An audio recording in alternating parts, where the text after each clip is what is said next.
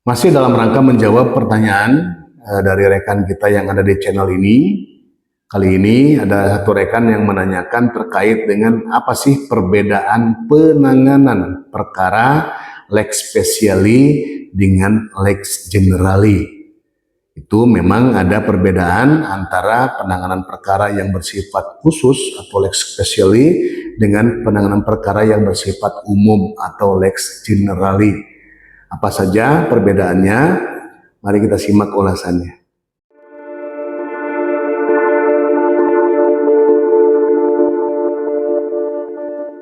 Lex speciali derogat legi generali. Ketentuan khusus dapat mengabaikan ketentuan yang umum. Yang dimaksud dengan ketentuan khusus dan ketentuan umum di sini adalah terkait hukum materialnya, bukan hukum formilnya. Kalau hukum formil itu sama ya, terkait dengan hukum acara. Jadi baik lex speciali maupun lex generali itu menggunakan hukum acara yang sama, yaitu Kitab Undang-Undang Hukum Acara Pidana. Yang membedakan di sini antara lex speciali dengan lex generali adalah hukum materialnya. Kalau lex generali itu menggunakan hukum material yang umum, yaitu Kitab Undang-Undang Hukum Pidana, sedangkan lex speciali itu menggunakan undang-undang yang khusus di luar Kitab Undang-Undang Hukum Pidana. Misalnya Undang-Undang Tindak Pidana Korupsi, Undang-Undang Narkoba, Undang-Undang Penghapusan Kekerasan dalam Rumah Tangga, kemudian Undang-Undang Perlindungan Anak, dan lain sebagainya. Intinya hukum materialnya atau ancaman-ancaman hukumannya serta perbuatan-perbuatan yang dilarang itu tercantum di luar Kitab Undang-Undang Hukum Pidana. Itu yang membedakan, yang pertama ya, yang pertama membedakan antara lex speciali dengan lex generali. Jadi terletak pada hukum materialnya. Kalau lex generali itu menggunakan KUHP, kalau lex speciali itu menggunakan hukum material di luar KUHP ya, seperti yang sudah saya sebutkan tadi. Undang-Undang Korupsi, Perlindungan Anak, Kekerasan dalam Rumah Tangga, dan sebagainya, dan sebagainya.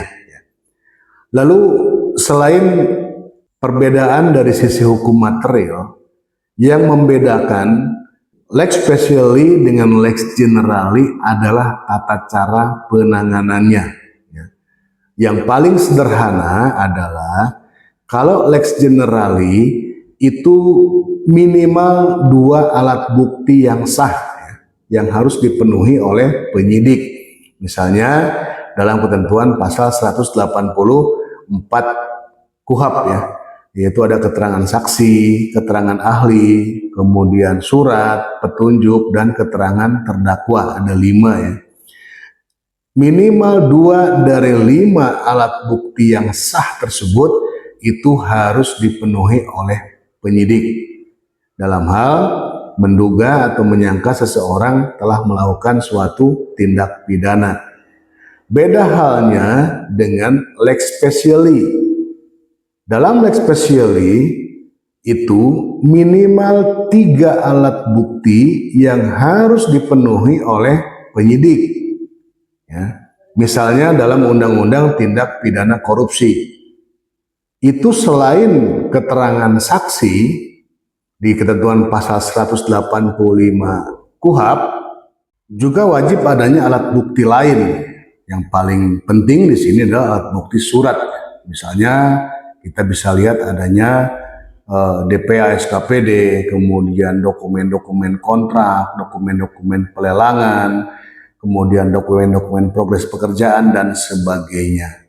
Ya, jadi ada alat bukti keterangan saksi, kemudian ada alat bukti surat. Jadi sudah ada 2 alat bukti ya, yaitu misalnya keterangan saksi dan alat bukti surat. Apakah sudah cukup dengan 2 itu? Belum cukup kalau untuk lex speciali. Dalam lex speciali itu penanganan perkaranya karena sebutnya khusus, itu wajib ada keterangan ahli. Baik itu ahli BPK, ahli BPKP, ataupun dari APIP, ya kan? Kemudian juga misalnya ada ahli konstruksi, kemudian misalnya ada ahli keuangan negara, yang menyatakan bahwa itu adalah perbuatan yang dilakukan oleh yang terlapor ini adalah masuk kategori pidana, bukan administrasi misalnya. Jadi nanti akan disimpulkan apakah dari perbuatan-perbuatan tersebut masuk ke dalam kategori tindak pidana korupsi atau hanya administrasi, kan begitu dulu. Berarti pada intinya untuk lex specialis minimal 3 alat bukti ya. Dan yang paling penting di sini harus ada keterangan ahli. Begitupun dalam tindak pidana lainnya ya, yang masuk kategori lex specialis. Misalnya tindak pidana yang masuk kategori tindak pidana lingkungan, misalnya tetap harus menggunakan ahli ya. Apakah ahli harus menyatakan bahwa yang dilakukan oleh terlapor ini adalah masuk kategori merusak lingkungan dan sebagainya, dibuktikan dengan hasil penelitian ataupun laboratorium. Sama halnya juga dengan undang-undang kesehatan misalnya terkait dengan obat-obat ataupun kosmetik yang dilarang misalnya, kan gitu. Apakah memang kosmetik itu layak edar atau tidak? Itu tergantung dari bisa maju atau tidaknya perkara ini tergantung dari keterangan ahli.